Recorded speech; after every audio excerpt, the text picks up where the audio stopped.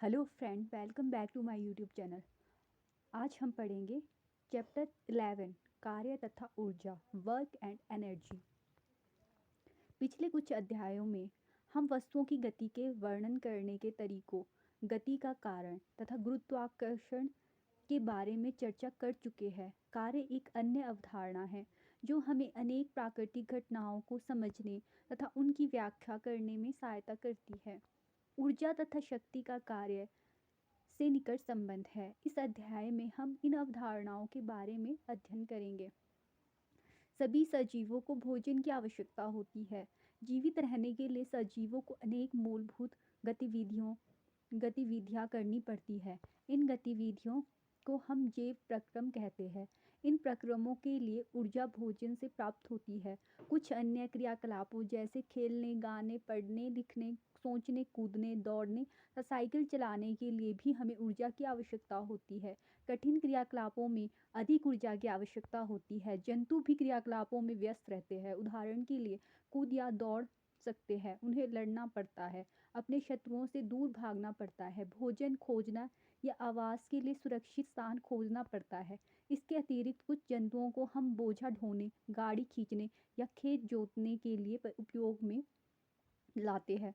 इन सभी क्रियाकलापों के लिए ऊर्जा की आवश्यकता होती है। मशीनों के बारे में सोचिए। उन मशीनों की सूची बनाइए जिनका उपयोग आप करते हैं। उन्हें कार्य करने के लिए किस चीज़ की आवश्यकता होती है? कुछ इंजनों को पेट्रोल तथा डीजल की आवश्यकता होती है। क्यों होती है? सजीवों तथा मशीनों को ऊर्जा की आवश्यकता क्यों होती है? कार्य कार्य क्या है? हम अपने दैनिक जीवन में जिस रूप में कार्य शब्द का प्रयोग करते हैं और जिस रूप में हम इसे विज्ञान में उपयोग करते हैं, उनमें अंतर है। इस बात को स्पष्ट करने के लिए आइए कुछ उदाहरणों पर विचार करें।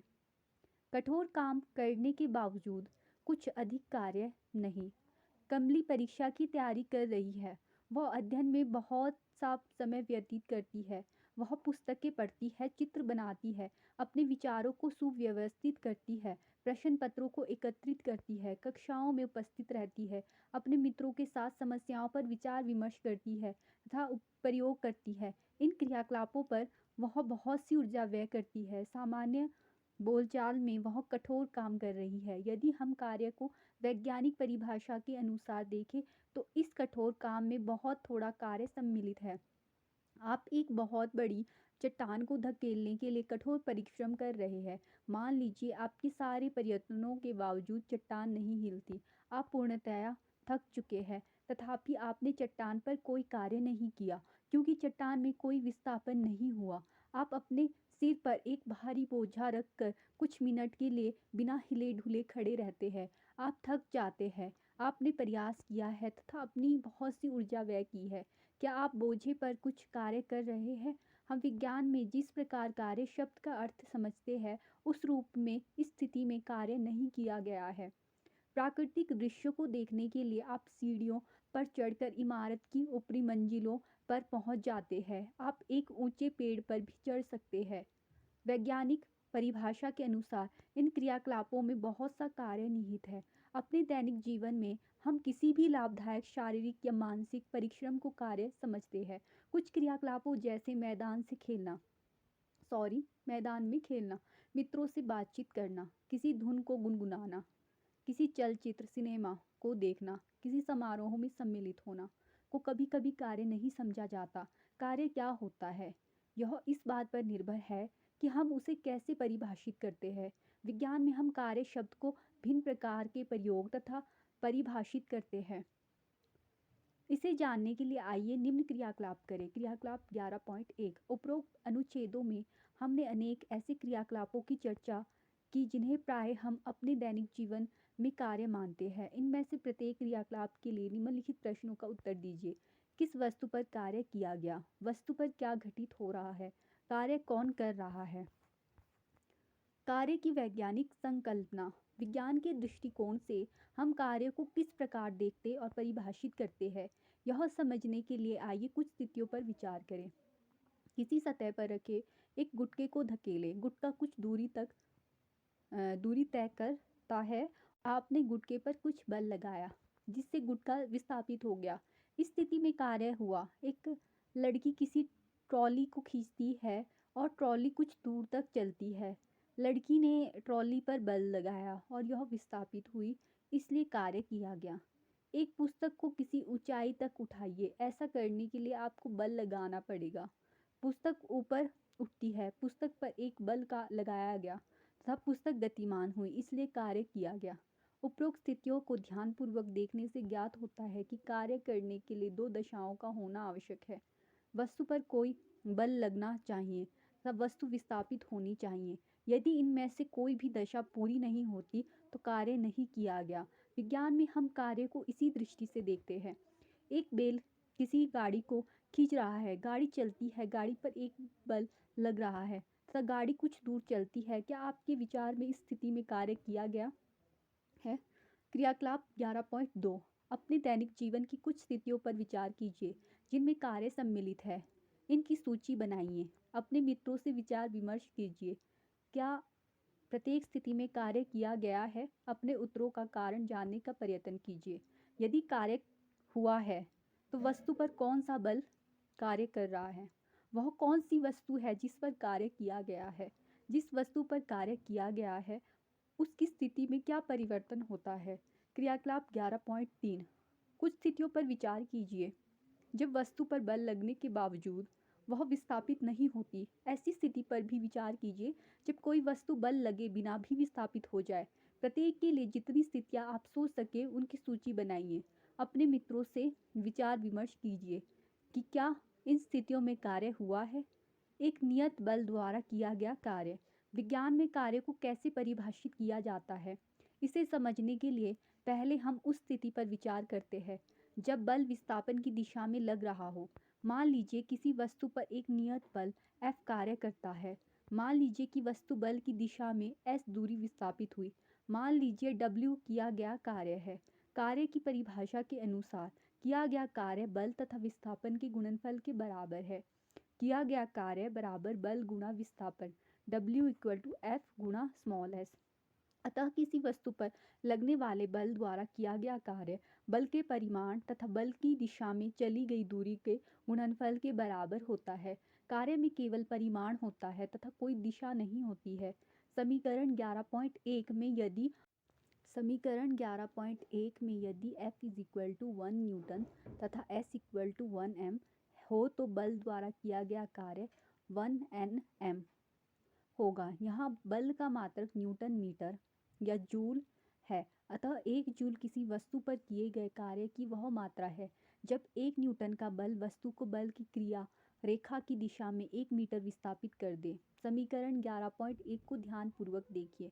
यदि वस्तु पर लगने वाला बल 0 है तो क्या किया गया कार्य कितना होगा? यदि वस्तु का विस्थापन 0 है तो किया गया कार्य कितना होगा?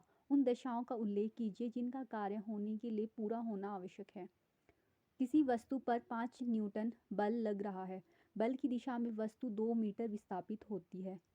यदि विस्थापन होते समय लगातार वस्तु पर बल लगता रहे तो समीकरण 11.1 के अनुसार किया गया कार्य होगा 5 न्यूटन गुणा 2 मीटर, ये बराबर हो गया 10 न्यूटन मीटर या 10 जूल।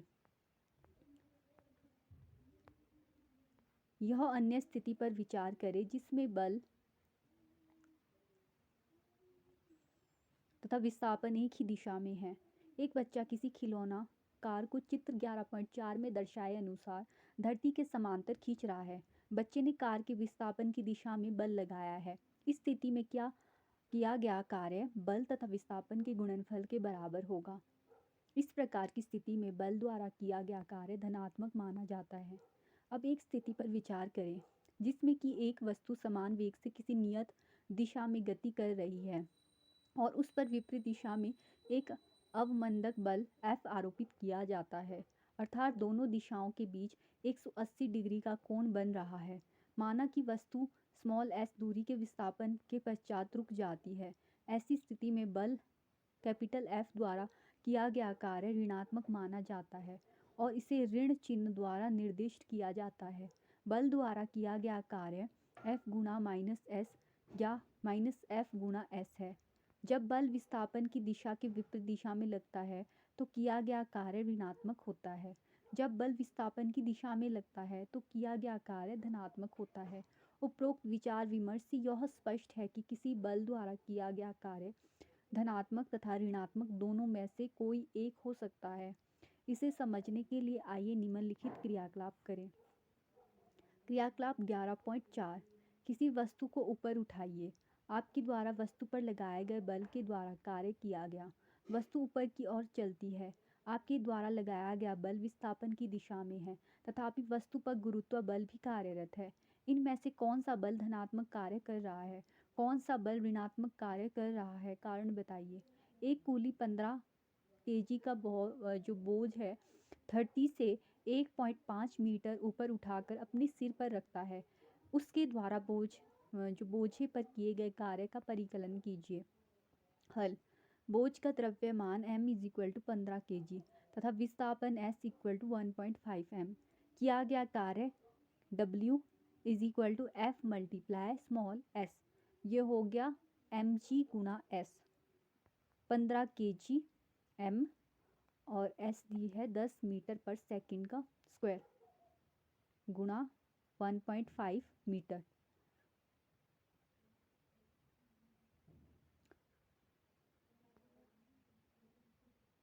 यहाँ पर g की वैल्यू 10 मान ली गई है, तो ये वैल्यू निकली 225 न्यूटन मीटर, 225 जूल। कूली द्वारा बोझे पर किया गया कार्य 225 जूल है।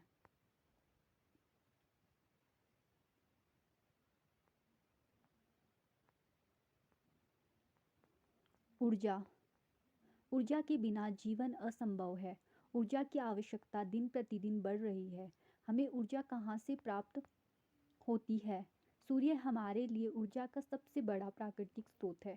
हमारे ऊर्जा के बहुत से स्रोत सूर्य से व्युत्पन्न होते हैं। हम परमाणुओं के नाभिक से, पृथ्वी के आंतरिक भागों से तथा ज्वार भाटों से भी ऊर्जा प्राप्त कर सकते हैं। क्या आप ऊर्जा के अन्य स्रोतों के बारे में सोच सकते हैं? क्रियाकलाप 11.5 ऊर्जा के कुछ स्रोतों को ऊपर दिया गया। ऊर्जा के अनेक अन्य स्रोत भी है, उनकी सूची बनाइए। छोटे समूह में विचार विमर्श कीजिए कि किस प्रकार ऊर्जा के कुछ स्रोत सूर्य के कारण हैं। क्या ऊर्जा के कुछ ऐसे स्रोत भी हैं जो सूर्य के कारण नहीं हैं? ऊर्जा शब्द का प्रयोग प्राय हमारे दैनिक जीवन में होता रहता है, किंतु विज्ञान में इसका एक निश्चित एवं परिशुद्ध अर्थ है। आइए निम्नलिखित उदाहरणों पर विचार करें।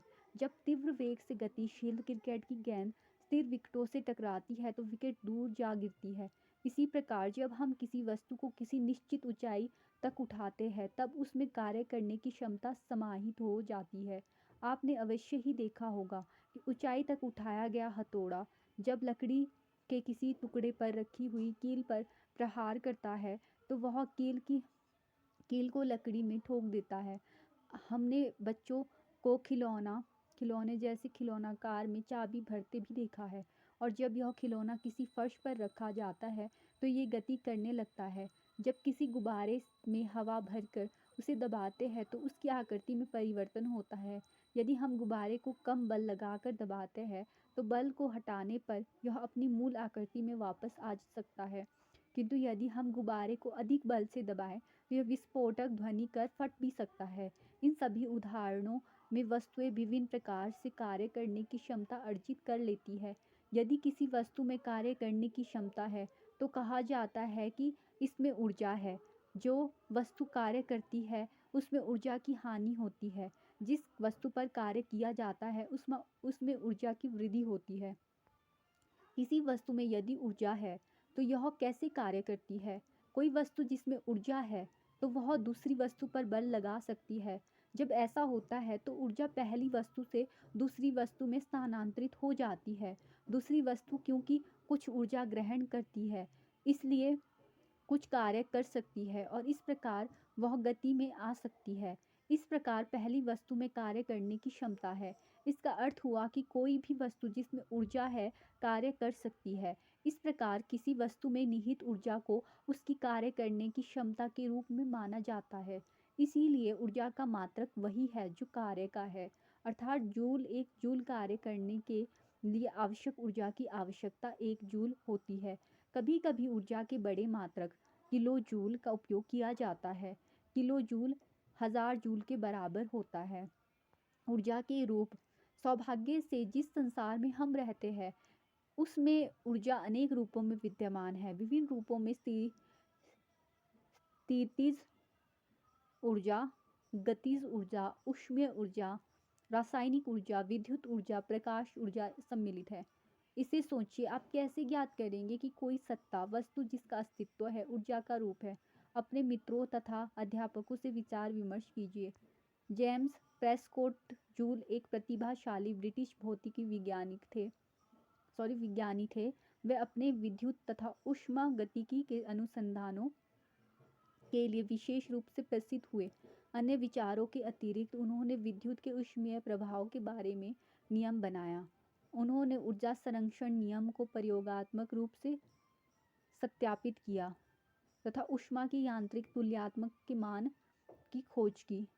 ऊर्जा तथा कार्य के मात्रक का नाम जूल उन्हीं के सम्मान में रखा गया है।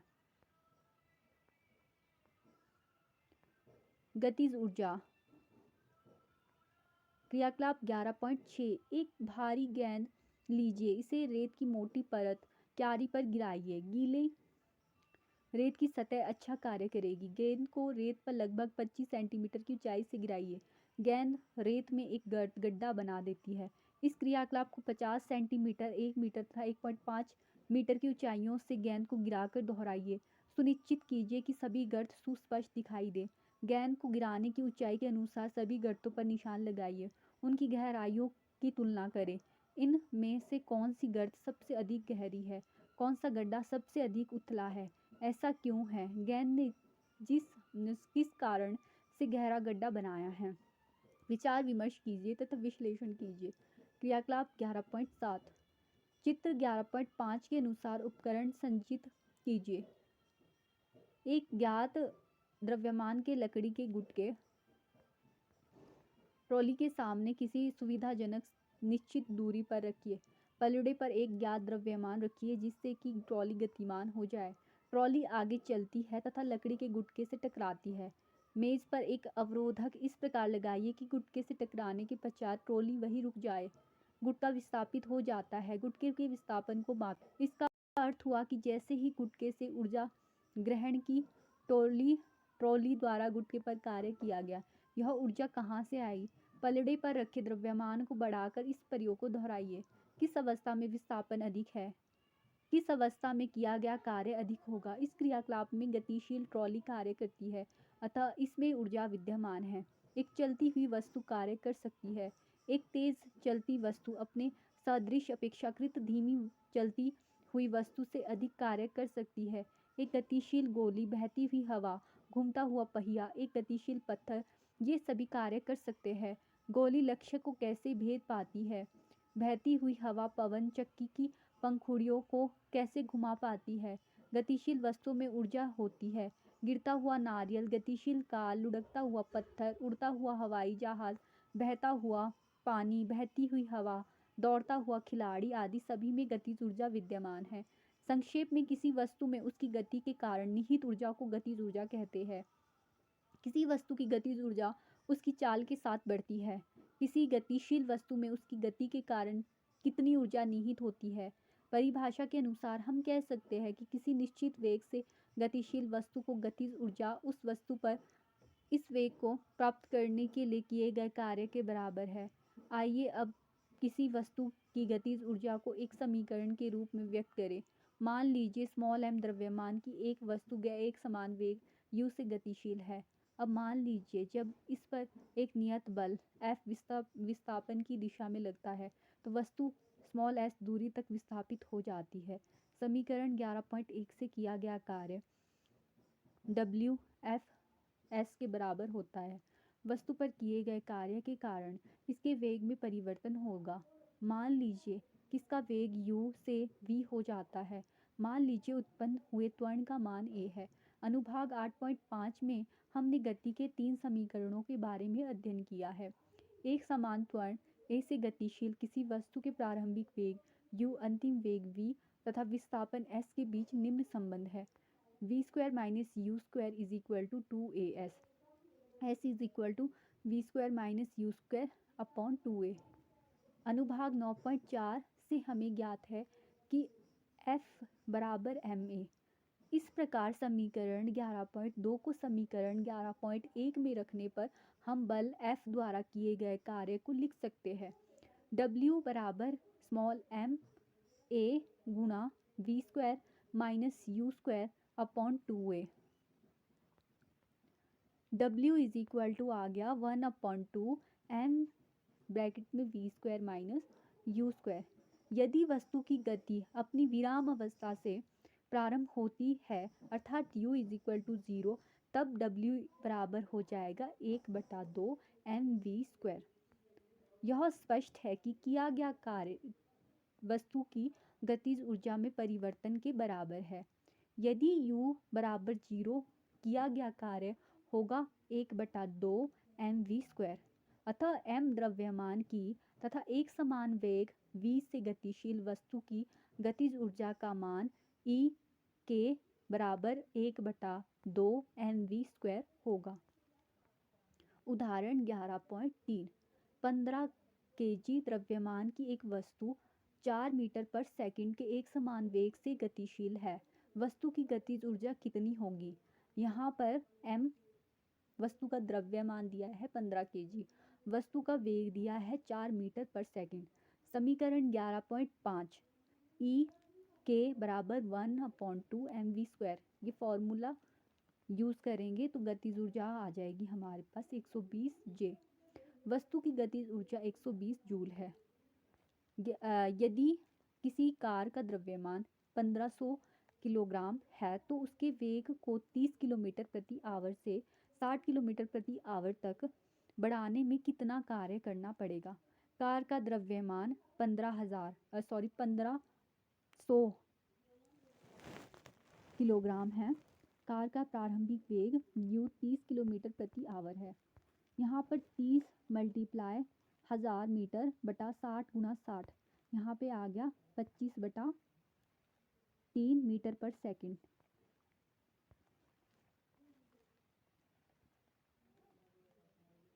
यहाँ पर क्या किया है, जो किलोमीटर प्रति आवर है उसको मीटर पर सेकंड में कन्वर्ट किया है, तो 1000/60 गुणा 60 किया गया है।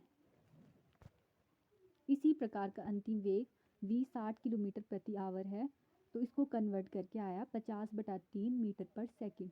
इसलिए कार की प्रारंभिक गतिज ऊर्जा E के I मतलब इनिशियल बराबर आ गई 1/2 mu का स्क्वायर, बराबर आ गया 1/2 1500 kg गुणा 25/3 मीटर पर सेकंड का स्क्वायर। यहाँ पर वैल्यू आ गई 1,56,250/3 जूल। इसी प्रकार कार की अंतिम गतिज ऊर्जा होगी E के F मीन्स E के फाइनल बराबर 1/2 गुणा 1500 kg गुणा 50/3 मीटर पर सेकंड का स्क्वायर। यहाँ पे ये आ गया 6,25,000 पर जो 3 है ये बटे में 3 जूल। अतः किया गया कार्य होगा गतिज ऊर्जा में परिवर्तन, जो फाइनल माइनस इनिशियल करेंगे तो जैसे इनको माइनस करते हैं तो ये आ गया 1,56,250 जूल। गतिज ऊर्जा क्रियाकलाप 11.8 एक रबड़ बैंड रबड़ का छल्ला लीजिए, इसके एक सिरे को पकड़कर दूसरे सिरे से खींचिए, छल्ला खींच जाता है। छल्ले के एक सिरे को छोड़िए, क्या होता है? छल्ला अपनी प्रारंभिक लंबाई प्राप्त करने का प्रयत्न करेगा।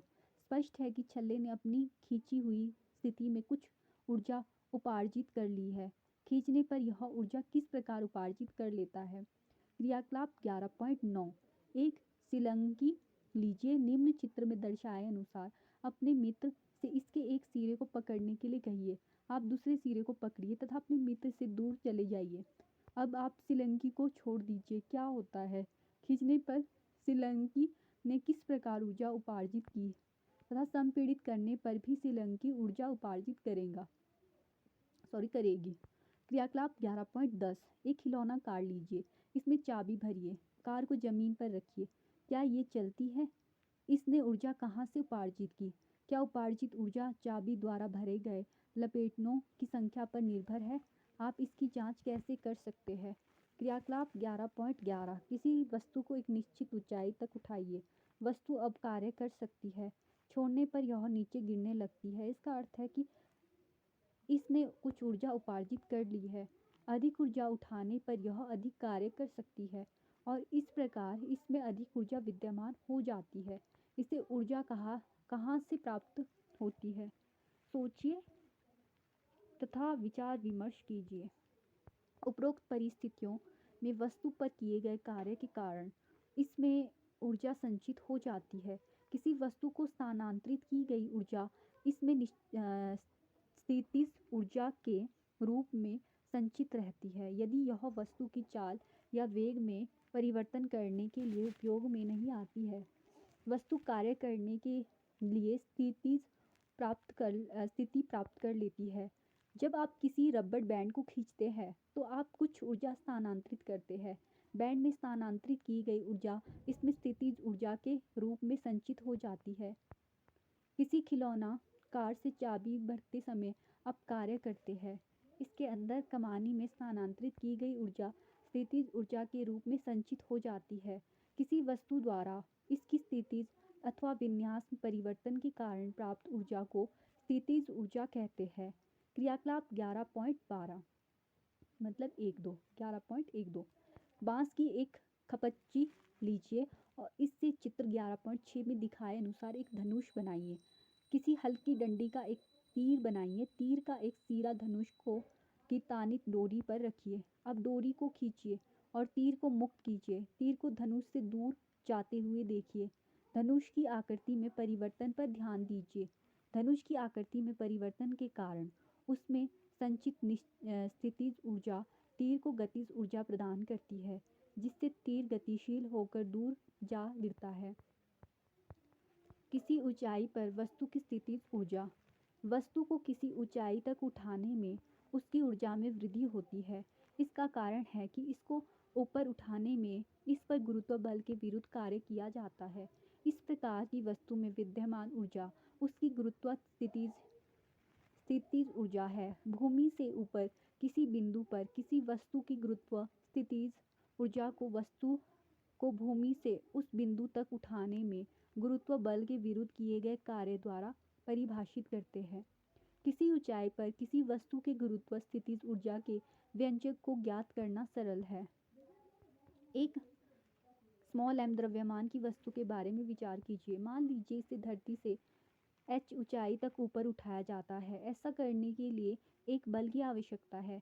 वस्तु को उठाने के लिए आवश्यक न्यूनतम बल वस्तु के भार के बराबर अर्थात m × g है। वस्तु में इस पर किए गए कार्य के बराबर ऊर्जा उपार्जित होगी। मान लीजिए कि वस्तु पर गुरुत्व बल के विरुद्ध किया गया कार्य W है। तब किया गया कार्य W बराबर बल गुणा विस्थापन होगा। तो बल mg होता है और विस्थापन हो गया h।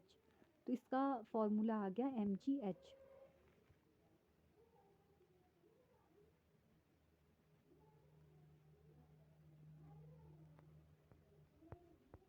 क्योंकि वस्तु पर किया गया कार्य mgh के बराबर है, इसलिए वस्तु को mgh इकाई के बराबर ऊर्जा उपार्जित होगी।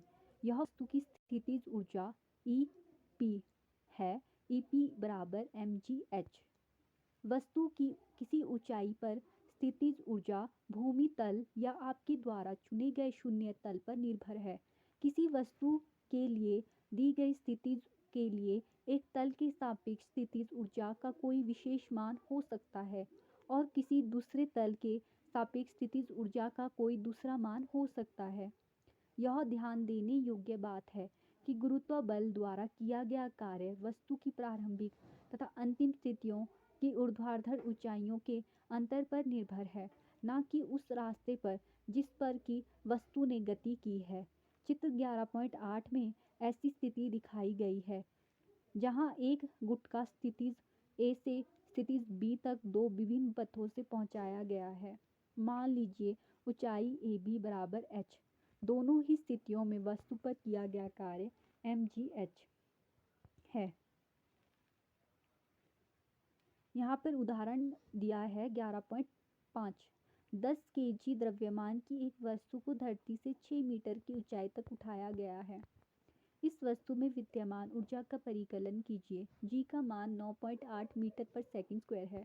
हल। वस्तु का द्रव्यमान m 10 केजी है, विस्थापन h 6 मीटर है, गुरुत्व त्वरण g 9.8 मीटर पर सेकंड है। स्थितिज ऊर्जा mgh बराबर 10 गुणा 9.8 मीटर पर सेकंड स्क्वायर गुणा 6। यहाँ पर जो आंसर आया वो आया 588 जूल। यहाँ पर स्थितिज ऊर्जा प्राप्त करनी थी तो फॉर्मूला जो है mgh उसका यूज़ करके हमने वैल्यू पुट कर दी तो हमें स्थितिज ऊर्जा प्राप्त हो गई। अब क्वेश्चन जो सेकंड है 11.6 मतलब उदाहरण। तो 12 केजी द्रव्यमान की एक वस्तु धरती से एक निश्चित ऊंचाई पर स्थित है। यदि वस्तु को स्थितिज ऊर्जा 480 जूल है तो वस्तु की धरती के सापेक्ष ऊंचाई ज्ञात कीजिए। दिया है परिकलन में सरलता के लिए जी का मान 10 मीटर पर सेकंड स्क्वायर ले।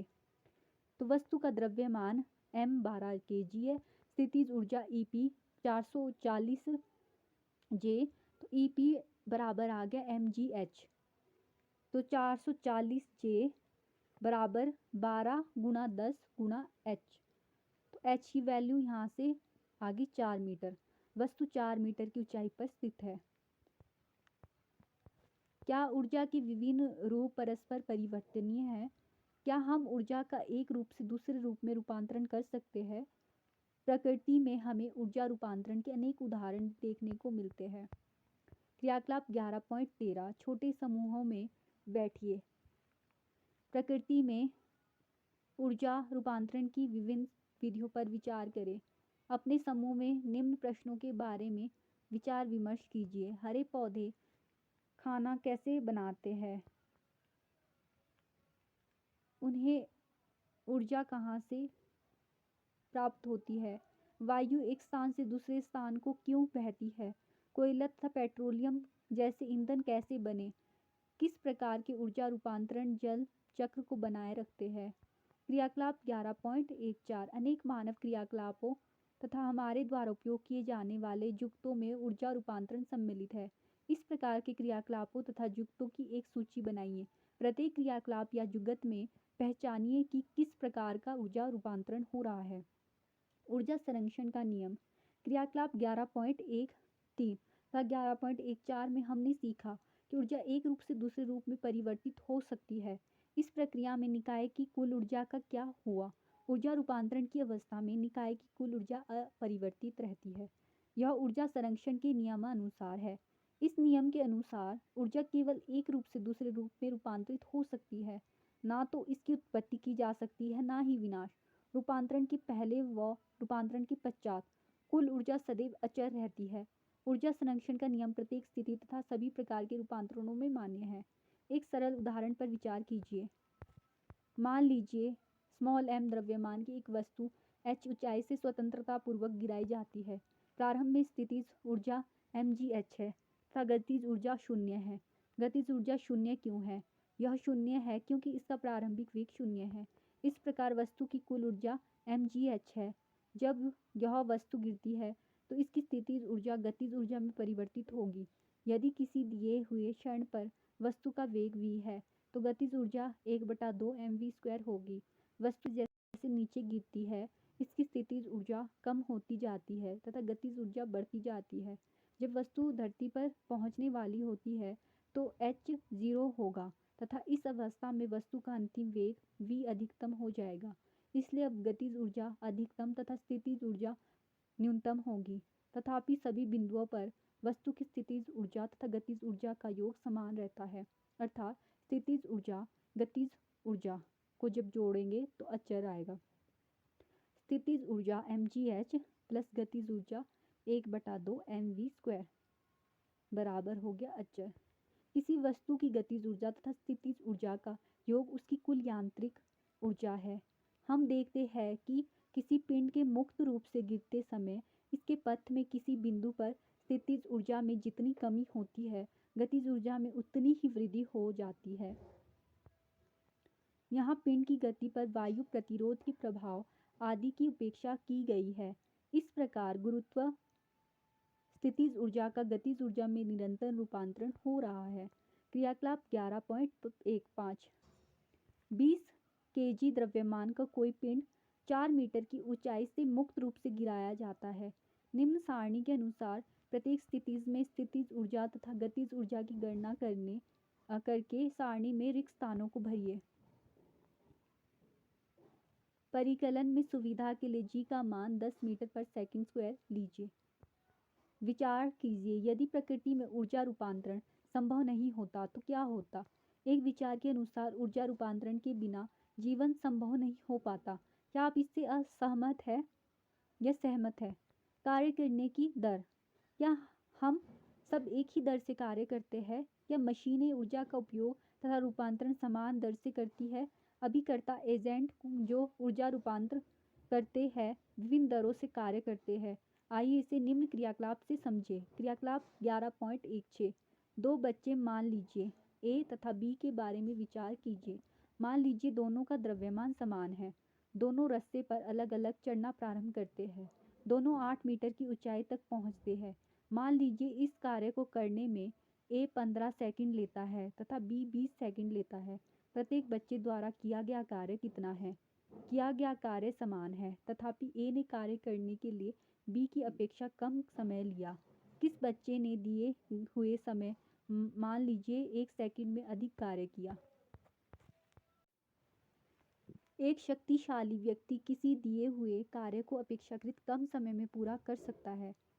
अधिक शक्तिशाली वाहन कम शक्तिशाली वाहन की अपेक्षा हमें किसी यात्रा को कम समय में पूरी करा सकता है। हम मोटर बाइक तथा मोटर कार जैसी मशीनों की शक्ति के बारे में बात करते हैं। इन वाहनों के वर्गीकरण का आधार यह है कि ये कितनी तेजी से ऊर्जा परिवर्तन या कार्य करते हैं। शक्ति किए गए कार्य की गति को मापती है, अर्थात कार्य कितनी शीघ्रता या देर से किया गया। शक्ति की परिभाषा इस प्रकार है। कार्य करने की दर या ऊर्जा रूपांतरण की दर को शक्ति कहते हैं। यदि कोई अभिकर्ता एजेंट t समय में w कार्य करता है तो शक्ति का मान होगा शक्ति बराबर होगा कार्य बटा समय, p बराबर होगा w/t। शक्ति का मात्रक वाट है तथा इसका प्रतीक w है। यह मात्रक जेम्स वाट 1736 से 1819 के सम्मान में रखा गया। 1 वाट उस अभिकर्ता एजेंट की शक्ति है जो 1 सेकंड में 1 जूल कार्य करता है। हम यह भी कह सकते हैं कि यदि ऊर्जा के प्रयोग की दर 1 जूल पर सेकंड हो तो शक्ति 1 वाट होगी। 1 वाट बराबर 1 जूल पर सेकंड या 1 वाट बराबर 1 जूल पर सेकंड है। हम ऊर्जा स्थानांतरण की उच्च दरों को किलोवाट में व्यक्त करते हैं। 1 किलोवाट 1000 वाट और 1 किलोवाट होगा 1000 वाट बराबर होगा 1000 जूल पर सेकंड। किसी अभिकर्ता एजेंट की शक्ति समय के साथ बदल सकती है। इसका अर्थ है कि अभिकर्ता विभिन्न समय अंतरालों में विभिन्न दरों से कार्य कर सकता है। इसलिए औसत शक्ति की अवधारणा लाभप्रद है। औसत शक्ति को हम कुल उपयोग की गई ऊर्जा को कुल लिए गए समय से विभाजित कर प्राप्त कर सकते हैं। यहाँ पर उदाहरण दिया गया है। दो जो लड़कियां हैं जिनमें से प्रत्येक का भार 400 न्यूटन है, एक रस्ते पर 8 मीटर की ऊंचाई पर चढ़ती है। हम एक लड़की का नाम ए रखते हैं तथा दूसरी का बी। इस कार्य को पूरा करने में लड़की ए 20 सेकंड का समय लेती है जबकि लड़की बी 50 सेकंड का समय लेती है। प्रत्येक लड़की द्वारा व्यय की गई शक्ति का परिकलन कीजिए। क्योंकि यहाँ पर फोर्स F दिया है, F बराबर होता है mg के बराबर, तो ये हो गया 400 न्यूटन। विस्थापन h दिया है, h है 8 मीटर, तो समय दिया है 20 सेकंड। तो हम शक्ति का जो फॉर्मूला है वो यूज़ करेंगे, किया गया कार्य बटा लिया गया समय। mgh किया गया कार्य है बटा t समय। हमने वैल्यू पुट करी तो ये आ गया आंसर 160 वाट। लड़की बी द्वारा व्यय की गई शक्ति, लड़की का भार mg 400 newton, h 8 metre, t 50 second, तो हमने वैल्यू पुट की तो ये आ गया 64 वाट। लड़की ए द्वारा व्यय की गई शक्ति 160 वाट है तथा लड़की बी द्वारा व्यय की गई शक्ति है 64 वाट है।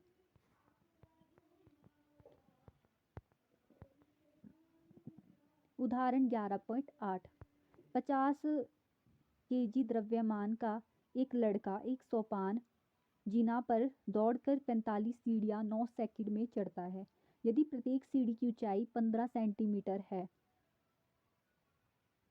तो उसकी शक्ति का परिकलन कीजिए। जी का मान 10 मीटर पर सेकंड स्क्वायर रखना है। तो शक्ति का फॉर्मूला mgh/t होता है। यहाँ पर m की वैल्यू 50 दी है और g की वैल्यू दी है 10 गुणा h की वैल्यू है, क्योंकि 45 सीढ़ियाँ है तो मल्टीप्लाई करेंगे, क्योंकि एक सीढ़ी 15 सेंटीमीटर की है, उसको मीटर में कन्वर्ट करने के लिए 100 से भाग कर देंगे तो 6.75 मीटर आ गया। वैल्यू को जब यहाँ पर पुट करेंगे h के स्थान पर और t के जगह पे 9 सेकंड पुट करेंगे तो हमारा आंसर आएगा 375 वाट। लड़के की शक्ति 375 वाट है।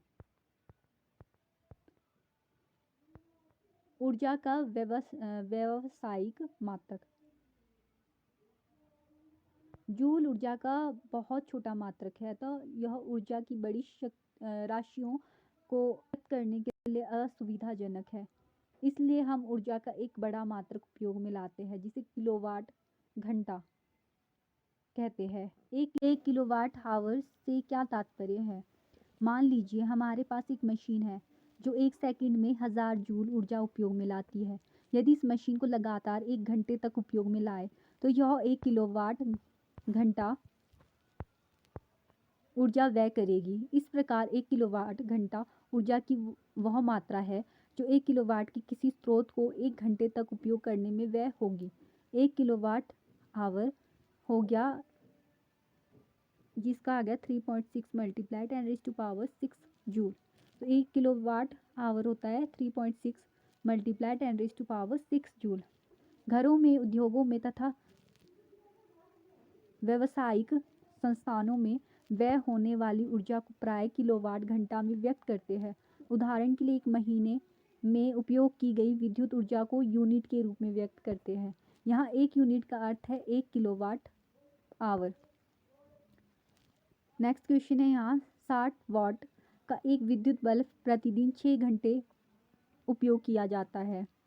बल्ब द्वारा एक दिन में खर्च की गई ऊर्जा की यूनिटों का परिकलन कीजिए। विद्युत बल्ब की शक्ति 60 वाट है, तो वाट को किलोवाट में कन्वर्ट करने पर आ गया 0.06। तो उपयोग किया गया समय t है 6 घंटे, तो ऊर्जा शक्ति गुना लिया गया समय। तो यहाँ पर शक्ति है 0.06 किलोवाट और जो समय है वो है 6 घंटा, तो यहाँ पर आंसर आ गया 0.36 यूनिट। तो बल्ब द्वारा 0.36 यूनिट खर्च होगी। क्रियाकलाप 11.17 अपने घर में विद्युत परिपथ में लगे विद्युत मीटर को ध्यानपूर्वक देखिए। इसके लक्षणों का बारीकी से परीक्षण कीजिए। प्रतिदिन प्रातः तथा सायं 3:30 पर मीटर का पाठ्यांक नोट करें। इस क्रियाकलाप को लगभग 1 सप्ताह तक कीजिए। दिन के समय कितनी यूनिट व्यय होती है, रात के समय कितनी यूनिट व्यय होती है। अपने प्रेक्षणों को सारणीबद्ध कीजिए। अपने आंकड़ों से निष्कर्ष निकालिए।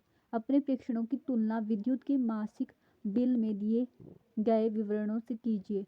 किन्हीं विशेष विद्युत उपकरणों द्वारा व्यय होने वाले विद्युत ऊर्जा का आकलन भी किया जा सकता है। इसके लिए विभिन्न उपकरणों के ज्ञात वाटेज तथा उनके उपयोग के समय को सारणीबद्ध कर लिया जा सकता है। आपने क्या सीखा?